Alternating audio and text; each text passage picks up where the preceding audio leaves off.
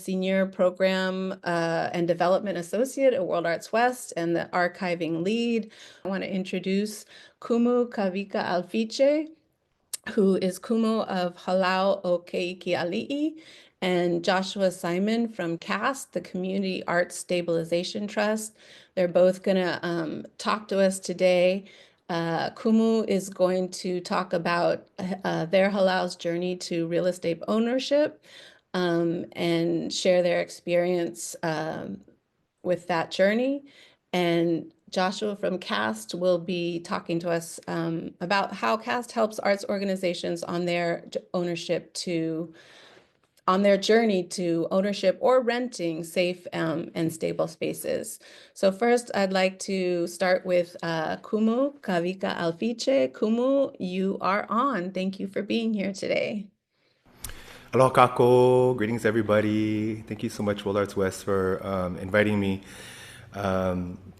to speak on something that probably have never spoken on in this kind of situation. My name is Kavika Alfiche. I'm the Kumuhula for Halau Keikili'i first and foremost. Kumuhula means I went through a long process and under my lineage, under my kumu or my master, my teacher, and graduated under this lineage. Traditionally, and there's 6 of us who graduated under, his name is Kumure Kahikilalani Fonseca, and he's a student of Uncle George Lanakila Kekia Hiali'i Naope. And they come from a place called Hilo, Hawaii. So we're here in San Francisco, and my school is here. Last year, we hit 30 years. The halau started in 1994, thank you, without me knowing that I was going to be a kumu. It just landed on my lap. My teacher said, okay, here's your group, now go have at it. So rewinding back, I think, I'm just going to share the process that we went through and how we got to where we're at. So when it comes to the school started, and like every school or every cultural group, we need space to practice. So that, of course, started in garages all over, throughout San Francisco. Whoever had an empty garage and neighbors who didn't complain, that's where we would go. Sometimes backyards. And as a group turned from 2 to 5 to 10, then I think our first rehearsal rental space, which back then was called Third Wave Dance House. It was on 24th and Mission, right where BART is. It's still there. I think it's called something else. But they had 3 rooms, and we rented hourly when we had the funds and when we could. At this point, we're structuring what our group is and how people contribute. We didn't really have a tuition or a dues or anything. It was just kind of community-based. Let's get together and learn. From there, we needed private space. It got a little dangerous down there, and I had young people who were taking BART in from everywhere, and it can get rough down there sometimes depending on time of day. So we moved to a space where it was basically a karate studio, and we kind of knew somebody who knew the sensei, and they had certain days that they weren't working or having class, so we moved into that space once a week. And we grew out of the space got released. We moved, finally we made the decision to find our own space because bringing all of these things behind me in and out every week was just not feasible. I think this is around 2000 and 1999. And we got this space down here, right now we're in South San Francisco on Grand Avenue. Big space, we bit the bullet and rented the space full time. Was something like, back then was $2,000 a month, which was a lot of money for a Hawaiian group, right? At this point, we've stabilized what like dues are. And I think at the time, just to throw numbers out, our monthly dues was $20, which wasn't even nothing back then. But that helped support our monthly obligation. Fast forward a couple of years, that whole building goes into foreclosure, and our lease of $2,000 a month went up to $6,000 a month. The owners came in, and I mean, they weren't able to pay their own mortgage, and probably our lease was a little bit on the low side. So we were thankful for that, but it was still a lot for us, and there's no way we could afford $6,000. Anyways, we're leaving that day, realizing that we got to move. And in my mind, I'm like, I can't. That was our sacred kind of space and home, and now it's not ours anymore, and I don't want to deal with that anymore. So we were given this opportunity, driving down the street right around the corner from that space, and saw this for sale sign, and I said, "Ooh, I like this space. That's a nice house from the front. Let's go look at it," because the MLS said, the listing on it said that it had, the extra piece of land, and there's a big garage in the back. We're in the garage right now. And we put our minds together, put our money together, dove, and purchased the space here. So rewinding from that, I was born and raised here and in Hawaii, but this is also home for me. I went to school here. I come from a family, my parents split, so I stayed at both my mom and my dad's in different times of the month. And my dad got sick when I was really young. I was about 15 or 16, so I had to drop out of high school and work and take care of him. He worked for the airlines for about 30 years, and then he had all the same diseases that our island people have, which is high blood pressure, diabetes, and all that kind of stuff. And that then turned into, at some point, he was in dementia, and I think like pre-Alzheimer's, because sometimes he didn't even know who I was. But I realized really, really early on that I don't want to be stuck in these situations of being thrown out of space. Because of that, I had to put my dad in a home, and we lost that home. But I learned a lot from that situation, how to get a house out of foreclosure and that kind of stuff. And mind you, I was like about 17 at this time, 17 turning 18. I didn't even have the legal ability to become like a conservator or a guardian or anything. But I'm thankful for all these situations because I learned a lot. So at the time was about 90, 94, 95, another opportunity was presented where I was still living at home and working. I was living with my mom at this point. And again, I was about 20, 21. And the market kind of dropped, and I was able to figure out a way to purchase a home in San Francisco. This was in Richland area, which is Bernal Heights, Richland Street off of Mission. Back then, it was a Victorian house, was like $170,000. The mortgage on that house was like $1,200. And that was cheaper than it would be if I were to rent a space like that. So put pennies, dimes, and beg, borrowed, stealed a bit from friends and family and purchased. So looking at what that looked like back then was 10% down on a house that was $175,000 was $17,000, which is a lot of money.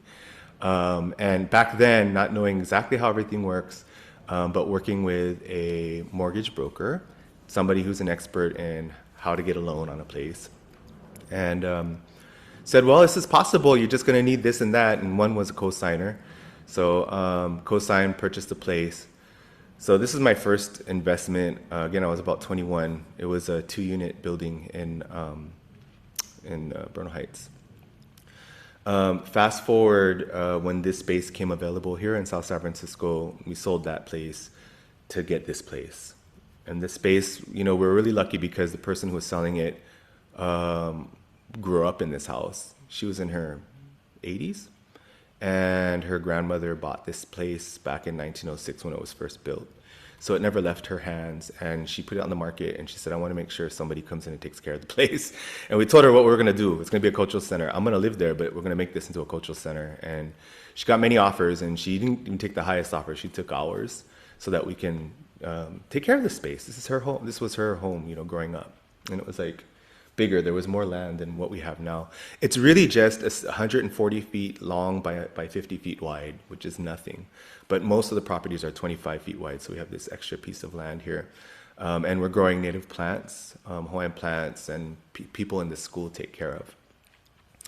So looking at like ownership, today is a whole different ballgame.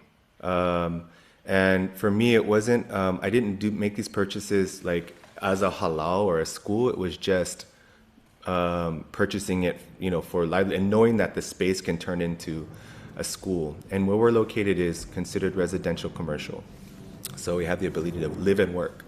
So people are listening are thinking like what and how to do this. We did everything that we needed to and could to fundraise for it. And part of it was loans, selling candy, selling cookies, having fun, performances.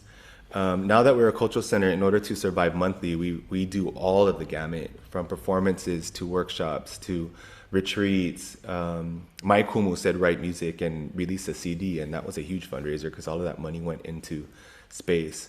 So stepping outside of just a school and a class where we're doing classes, we had to step out to the community and reach out and provide and offer things that other people can come and take part in. So outside of learning situations, we also have created festivals, aloha festivals, where 10, 20,000 people will come and watch and listen to music all day, and art and craft booths and that kind of thing. That's all kind of a part of it. I think if anybody's looking to potentially, look at space for investment, I'm coming from the perspective of I purchased space knowing that I was going to sacrifice my time and energy of a place that I live at and turn it partially also into our school. And again, I think the community is what really our school and all of the students, everybody's hands in and helping is the only way we're able to get where we're at in this space here. We've been here since 2003, so we're going on 22 years. And since then, I think if I were in a position that I was 30 years ago, today I would be looking at space in other places because it's really, really difficult to purchase over here just by value and price alone. But there's opportunities to make investments in different places, even in California, in the South. Buy a small something, hold on to it, rent it out, sell it when it's made some money, and then buy your space. And it's really helpful to team up because not a lot of people can do that on their own. So to find partnerships and purchase space. We started this thing about 20 years ago where we said, okay, we're never going to get Hawaii back, right? Hawaii is like, it's illegally a state. It's been completely stolen. And of course the land is like, everybody owns the land. And everybody's fighting for land over there. And my idea was that we ain't never going to get it back in our lifetime. So let's just buy it back piece by piece. And we created partnerships, and everybody, these 4 people got together and purchased this piece of land and did their different things with their land, whether they built on it or created cultural space. But the idea was, so that same idea within your groups is thinking outside the box. And it's really not impossible. You just got to talk to somebody who knows what it takes to purchase, a lender or a mortgage broker, somebody who understands loans and what you have available to you. There's always a way around everything, or to move towards purchasing, at least for now, to start and prep yourself. This is something you want to do in the next couple years. It's 2025. We've duplicated our efforts, and we have a piece of land and a property up in Napa because we needed space that was private for us to have ceremony and do our things, our private things. Right now in South San Francisco, there's apartment buildings and they look into our land, so that gets a little bit difficult when we're trying to engage in some of the things that we do. One, we don't want to bother them. Yeah, we try to make sure we live harmoniously with everybody around us. But we have space in Napa, and we're duplicating this effort in different places around the world. A lot of partnerships. We have a school that we're opening in Mexicali, Cultural Center, which it's a combo space that's combined with a restaurant, brewery, and artist space. And we're doing the same thing in Japan as well. And we're doing this, and for us, it's because we have just a big group of people to step in and help. And there are places all over the place. We live in San Francisco, almost seems helpless, but the moment you step outside a little bit, things are a little bit more graspable. So and you can own in different places in America, and even Japan and Mexico. There's places that you can look into land ownership. And the goal for us being that it's space for us that we can use as cultural space, and looking ahead, because we're getting older now. Space that we will be using for as we retire, that will be spaces that the younger people can continue doing the things that we're doing, but to have that multi-generational connection and contact and to use these spaces. A lot of my students now, when I first started, I was 21. My students are older than me. So some of them are now 70s, late in the mid 60s, 70s, 80s, some of them. And provide needing this space for those of us who don't, have a 9 to 5 and a W-2 and those kind of things, preparing for that kind of stuff. I just ran a gamut of things and talked about a whole bunch of stuff, and I'll leave it open if anybody has any questions. And anybody could also email me if you have private questions about the things that we've done or been doing. I'd be happy to answer. And Cora, if there's anything that I didn't cover, please let me know. I'm sure there's a lot. No, thank you so much, Kumu, for being here. I wanted you to be here because I want our community to see someone in our community doing this work and being successful at finding spaces for our cultural classes, performances, rituals, all of those things that we need to do. Thank you for, saying if I had to start today, sort of what would I do? And maybe people will have more questions about that as we go forward. Please hold your questions or put them in the chat. We've had a lot of people displaced lately, and one of the things that's hard, which you sort of referenced in your talk, is where can we go and play our drums, or just have, space where it doesn't feel like, people find, uh, the sound, something that they don't want to live with. And also the forethought of, thinking about these spaces as live workspaces and, multi-generational at some point where, we're all going to need to retire. So thank you for bringing those things up. I'm going to introduce Joshua Simon. He's from CAST, which is the Community Arts Stabilization Trust.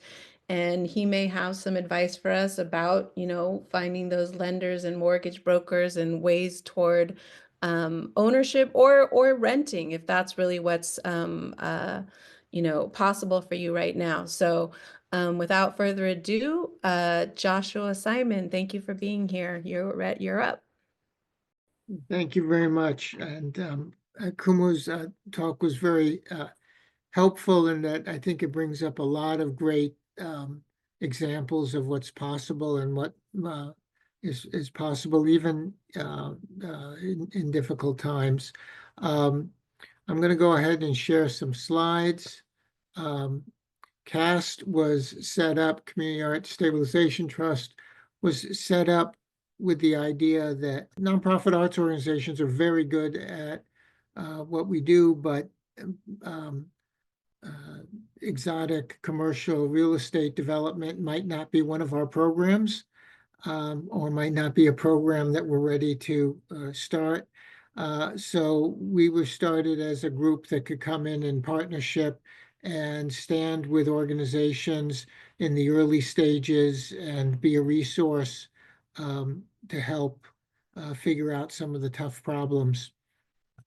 We were set up with a variety of different programs. One is the basic idea of figuring out what it is you actually want, dreaming spaces, and figuring out what's the type of space you need, and looking at ways of keeping the spaces we have. And then we work with community space ambassadors as well. By working closely with the community, we then figure out, well, what do people need, and who are the folks that we can partner with and help, what sort of coalitions or collaborations are needed to be able to go in the direction that people have dreamed and visioned. And then once it's done, to the extent that there's exhibition space, performing space, space rentals, we act as a property manager. We are not a presenter, but we want to be able to facilitate other presenters to be able to do their presentations. You can get access to the slides later, but the basic idea is that all organizations we recommend get some sense of real estate readiness first. And I think Kumu talked about that, figuring out what your finances are, figuring out your cash flows, figuring out what you actually need, to be clear about what you need and where you need it. And then we generally get involved after that's been figured out. We figure out what's feasible in the areas you want, and try and use our expertise to help think that through. And then we stand with our partners through acquisition, design, build out, and then in operation, it's up to the organizations to operate the property. There's much to it than that, but it just gives you an outline of some of the steps. It's some examples of what we've worked on. We've worked on a number of buildings. The ones that are darker, such as 447 Minna, the third one over, are ones that have space available. We have a push dance there and women's audio mission, and we have a small black box theater that's both used by residents and the community, and also space in Oakland. And if you're looking for space in the Bay Area, we can talk further. I'm going to just run through some space options, that some of which Kumo talked on about. These are not all of the options. There's probably dozens more, but in the interest of time, let me just go over some basics. So a real basic is being clear of what you need. The real estate world talks in square feet. So if you're talking about commercial space or warehouse space or storage space, the people in the industry reduce it all down to what square feet you need. But in the arts, we need other things. Parking, loading, air conditioning might be important for archiving, ceiling height. There's a whole wide range of things, and this is just a partial list to get you thinking about it. And one question I always ask is, what are the three most important things in real estate? You can say them all with me. I see the smiles there. Yes, location, location, location. So figuring out what are the locations that connect you to your people? What are the locations that are critical for your audiences, for your performers, for what you do? We often just get a map and just start drawing circles and then refine that. And then within those locations, what are the adjacencies that are needed? Close to a school, close to public transit, close to a big parking lot, et cetera, et cetera. So again, there's groups that will go through this exercise with you. I'm just sort of introducing the concept, but know what you need before you ask for it. And you're more likely to get what you need if you know what it is than if you're just looking for space. So I think that's self-evident, but we've often found people coming to us without being able to answer these questions. What can you afford? So knowing your numbers, that doesn't mean that you can only buy what you afford, but it gives you the starting place. And as Kumo said, there's all sorts of ways to stretch what you have, but know what that bottom line is. And I would add on to that, also know what you need to continue operating. There's an old foundation joke that the fastest way to kill a nonprofit organization is to drop a building on it. You need to have your capacity to operate the building. And I very much like the way Kumo's organization built up over time and sort of grew organically to build that capacity. And then funding for the tenant improvements and acquisition. So we don't have time to go through all of these, but there's a wide range of ways to get space. I just wanted to highlight a few that come to mind based on Kumu's talk and based on the idea of having space for archiving. Not only all of you have constituencies and group parts of your community that are where people really love what it is your organization does. If you're set up as a nonprofit organization, people can bequest buildings to you. And I put it down here as a donation um, or a bargain sale. So there's a couple of different ways that people in your community can do that. And there's an organization, and I'll add this into the slides when they get distributed. Artist Space Trust in the Bay Area is now pioneering that, and they have a number of artists they don't have heirs and have chosen to donate their buildings into a trust. And I think this sort of trust approach has a lot of possibility, particularly for smaller properties or properties who are spread out. Um, Before getting off of this, let me also say there's a bit of a scale issue. If you're looking at small properties, there's different options. You're less likely to get a 30,000 square foot warehouse donated than, it's not impossible, but it's less likely than a single family house or a small retail space. So, but there's possibilities, and we can talk in question and answers about that kind of thing. I'm not going to go into more detail on this for time, but I think figuring out what your form of ownership, you'll see I put in bold and underlined at the top, seek legal counsel, because there are twists and turns and they change the law every year. So, but there are some basic types. Cooperative ownership is very popular. It tends to be more of an East Coast thing because lenders don't like it. The reason lenders don't like it is they can only go after one person if there's a problem. They can't go after individual co-op members if they're co-op membership, because it's an undivided interest in the property. Whereas a condominium, on the other hand, each space is a discrete space, so they can go after a separate owner. So there's pros and cons of those, and I don't think it's worth getting into detail at this point. Land trust is becoming more and more popular. That's where you'll have a nonprofit that owns the land with constraints on what gets built on it. And then you can have either a for-profit or nonprofit own the building on top. And that's another way to keep land affordable in perpetuity. And then there's sole ownership, as Kumu described. And variations on that is a wide variety of partnerships. I could do an entire hour on different types of partnerships, so I will spare you that that discussion unless you want to discuss it later. I did want to highlight one big issue around nonprofit versus for-profit.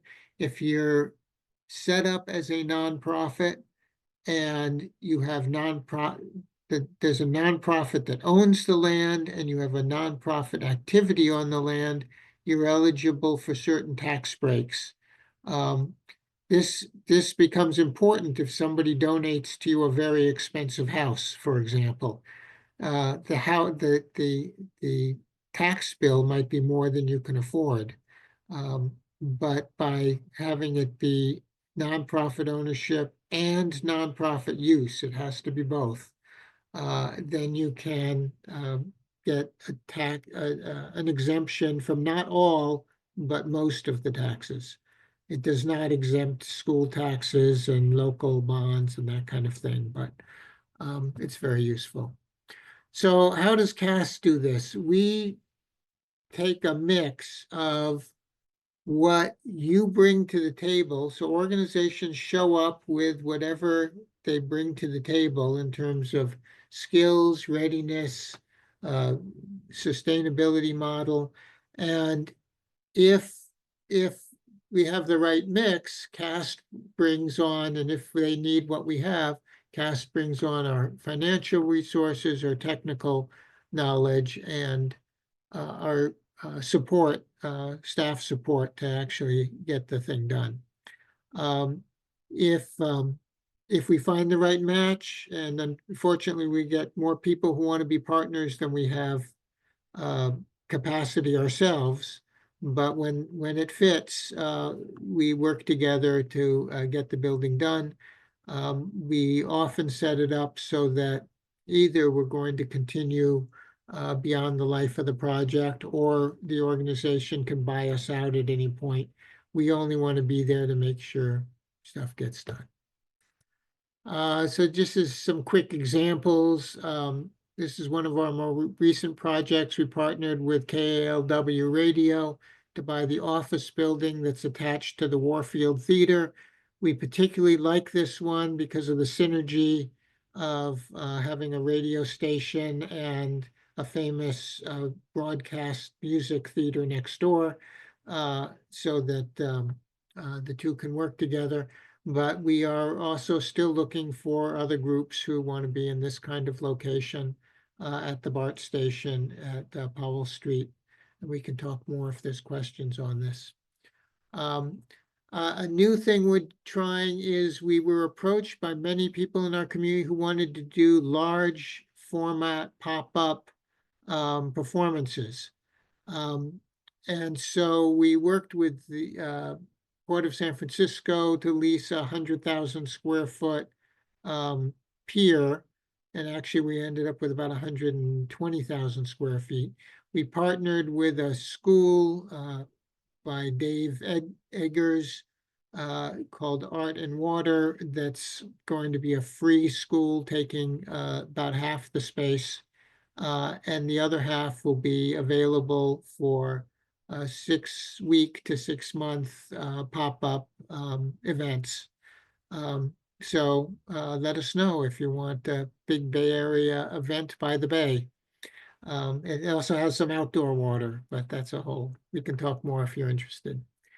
I'll just quickly go through, we're doing some work with GLBT Historical Society on a cultural center, working with Filipino American Development Foundation on their new cultural center and after-school program. We're working with Black Cultural Zone on their Liberation Park in Oakland. We're working in the dog patch community to build a 90,000 square foot facility to keep the Noonan artists at the port, and the group of artists that's been there for years. So if you are interested in working with us, there's an intake form on our website. We'll have an info session and meet one-on-one with staff, and then decide if it makes sense to go forward. When the work begins, sometimes we don't care whether we're involved in a project or one of our partners. We're delighted if there's ways that groups like Safer Spaces DYI in Oakland or Artist Space Trust. We were actually created by Community Vision, which focuses on real estate ready, and invented the whole real estate readiness concept. So I could go on for at least another hour, and I'd have to even speak faster to say everything on this topic, but let me stop there because your questions are more important than what I have to say, and see if we can focus this on what you need for your next step. Thank you. Thank you so much, Joshua. I really appreciate that. When I asked Joshua to speak, obviously he said, oh, well, I can talk for an hour about that. And I said, well, how about 15 minutes? So I want these sessions to be a place where we can start the conversation about a lot of topics that we haven't had space for in our community, or haven't had time or resources to make space for. So as Joshua said, I would like to get to the questions. I do know that CAST has a survey that you can take that we have the link to. It also should be in the email that I sent out to pretty much everyone this morning to remind about this event. I put the link to the survey there as well. If you're having a hard time finding it, always you can reach out to us or obviously go to CAST's website. So Andrea, do we have questions so far that we can start answering? Tom just put a question in the chat. Do you have ideas on how to approach this type of project? The Performing Arts Readiness Project is getting a lot of questions about shared archival storage space needs.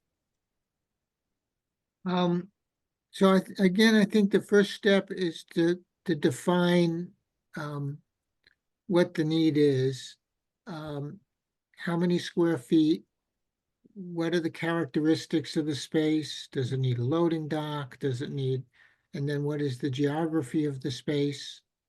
And then what can each of the partners contribute? Is there one entity that has, a substantial piece of the funds, or is it the matter that everybody can afford, $2 a square foot, and or is it really everybody can afford 50 cents a square foot? And so what do your numbers look like? I would approach it that way first. Once you've at least had some preliminary conversations about that and just gotten a sense of who's serious about it, who's willing to talk about their numbers, needs, and location, then groups like Community Vision are very good at helping with figuring out a business plan for that space. You're certainly welcome to come and talk with us, and we'll see if any of the buildings, just because we're in the real estate space, a lot of people come to us about buildings. So we know of different sort of brokers and building owners and others, nonprofits that have space that they don't know what to do with. Storage space is terrific because it fills a lot of space that nobody knows what to do with. So you have to decide the kinds of space you'll come up with will include basements. So can you be in a basement? And of course, you need to make sure it's a dry basement. And attic spaces. We've got a 5,000 square foot attic. The only problem is it's on the 10th floor and the elevator only goes to the 9th floor. So might not be a good one. But once you know sort of all of those needs, there's a number of people, and if you contact us, we're glad to connect you with the people in our network. I've been doing this work for 45 years now, so over time you get to know a couple people. Thank you, Joshua. It looks like we have another question. Is that right, Andrea? Yes. Do you provide help developing a capital strategy? We're not really capital campaign consultants. We do know a lot about it, but we're not really set up to do that kind of consulting. And I would encourage a capital campaign to also be tied to a sustainability campaign for your organization, which is another set of consultants. There are consultants who do both. I believe Community Vision maintains a list of those kind of consultants out there if you get in touch with them. We know a lot about new markets tax credits and historic tax credits and sort of very exotic governmental funding sources. So we can certainly talk to you about those kind of things. But when it's tied to your organizational sustenance, that would be a separate consultant. Thank you. Thank you, Joshua. Looks like, Andrea, we have one more question. Yes, this one is for Kumu Kavika. Uh, Varada says, I'd love to hear more about how your team is set up to take care of the spaces and specialty stuff, instrumentation, plants, attire that you have now, official and unofficial staff, paid or unpaid, as well as succession plan for the next generation. Easy question. Whoa. Thank you, Joshua. All that information. Wow. I'm intrigued, and I'm going to look into I'm going to look into CAST for sure. I love the work that you guys are doing. And Pier 29 was a space for us 30 years ago. When we got booted out of one of our spaces. We were there, and there was like a swap meet thing in the pier, and we had this little corner on a piece of carpet that we used to dance at. So that's amazing to hear. That's going to turn into a space, and I love the idea of pop-up space. That's amazing. Anyways, yeah, I'm okay. I'm reading the question. So we are completely volunteer based. There's nobody. So okay, we're not a nonprofit. That's first and foremost. We're not a 501. We are a sole proprietor. It's the Halal and the Cultural Center is there. Technically, is my business. We went in a bunch of times looking at the possibilities of getting a 501c3 and sitting with a few attorneys who deal with this, and me deciding, it's a little bit different, like a hula school, a halal, because we're not just dealing with it. It's not just a dance school. It's also there's culture, it's language, it's religion, it's spirituality. There's all these things tied to what a halal is. And in a halal, it's not a democracy, bottom line. Yeah? The halal is my world, and I'm the god of my world, and that's how it works. So, and I've had many other kumu hula who had turned their schools and nonprofits, and the school got taken away from them, and it's their school. So anyways, to not deal with any of that, we decided not to be. So on that, the members of the school all take part. They pay a monthly dues, and they take part in the maintenance of everything. So, we have this space here, and maintenance being that paint, like we built this, like everybody in the halal had to build, they had to learn how to drywall and plumb and electrical and all that stuff. That's part of the, like being a member of our halal. You have to learn everything. Planting the plants, taking care of the plants, watering the plants, making the plants in delays, making one plant into more plants, that kind of stuff. Everybody in the halal in the school takes care of all of the physical things when it comes to maintenance, the plants, the drums, and all that stuff. As well as far as succession plan, we in our hula lineages we have like this uniki process where the next generation we graduate, and then they maintain the things that we're already doing in the schools. Although none of this is written, it's all kind of like, I'm looking at what Joshua presented, I'm like, we went through all of that without it written down. It just kind of naturally followed this path, and to see this all in black and white, it's like, oh yeah, that's exactly what we had to do or plan. Or succession's huge. We created we have daily activity, weekly activity, monthly, bi-monthly, biannually, annual. And the goal is that these things continue like festivals. And those festivals fund all of the different things. And now we're at the point where some of my students are in retirement mode, and we may start creating positions. So I don't know how that's gonna work when it comes to employees, but so we're working at making these, right now, all of the funds goes right back into the centers, and and we need that to maintain our monthlies. But that's as far as succession and being able to live here in the Bay Area as cultural artists, not just artists, but cultural artists, because that's a whole different level of income. We're considered hobbyists, not professionals. But anyways, we're stepping out of our box and creating different annual, monthly, bi-monthly activities to then fund it on a regular basis. So festival, art gallery, exhibit, film festival, holiday music, like anything that we can do that creates space for the public to be a part of. Not just Hawaiian people, but anybody who appreciates anything, ukulele, like anything, they can come and be a part of the things. I hope that answered your question. I'm not sure. Thank you, Sue. That sounds great. Anybody else have any last questions they'd like to get out here? I know that Andrea, you could put in the chat. We have a form if you have questions that come up or comments or feedback you'd like to give us about this presentation or our program at World Arts West. You can put that in that form. You can always also contact me directly. I want to make sure that I thank Joshua Simon from CAST for being here and sharing your expertise with us.